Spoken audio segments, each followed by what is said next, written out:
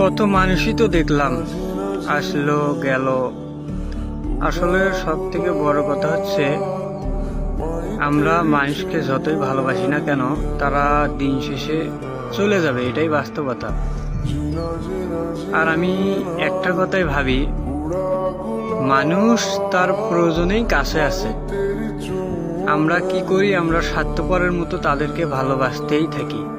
একদিন হঠাৎ করে দেখা যায় কি, ভালোবাসতে বাসতে এমন পর্যায়ে আসে যে সে হুট করে তোমাকে না বলেই, না কিচ্ছু বলেই তোমাকে ছেড়ে চলে যাবে। হ্যাঁ, বাস্তবতা এটাই। সে দ্বিধাবোধও করবে না যে আপনাকে কেন সেরে গেল বা কি কারণে, সেটাও বলবে না। আসলে বাস্তবতা এটাই যে ভালোবাসা বলতে কিছু হয় না, জাস্ট ভালোবাসা বলতে একটু সময় পার করা। অতএব হ্যাঁ, আমি মানি ভালোবাসলে অনেক কিছুই বোঝা যায়, অনেক কিছু করা যায়। আবার অনেকেই বলবে যে ভাইয়া আপনি কথাটা ভুল বলছেন, সত্যিকার ভালোবাসা হইলে কখনো ছেড়ে যায় না। হ্যাঁ, আমি এটা মানছি। তবে বাস্তবতার দিক হচ্ছে হলো 100%-এর মধ্যে 99%ই হচ্ছে হলো মানুষকে ছেড়ে যায়, আর 1% হলো ভালোবেসে বিবাহ। কত মানুষই তো দেখলাম, আসলো গেল। আসলে সব থেকে বড় কথা হচ্ছে, আমরা মানুষকে যতই ভালোবাসি না কেন, তারা দিন শেষে চলে যাবে, এটাই বাস্তবতা। আর আমি একটা কথাই ভাবি, মানুষ তার প্রয়োজনেই কাছে আছে।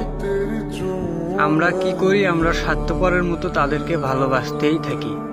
একদিন হঠাৎ করে দেখা যায় কি, ভালোবাসতে বাসতে এমন পর্যায়ে আসে যে সে হুট করে তোমাকে না বলেই, না কিচ্ছু বলেই তোমাকে ছেড়ে চলে যাবে।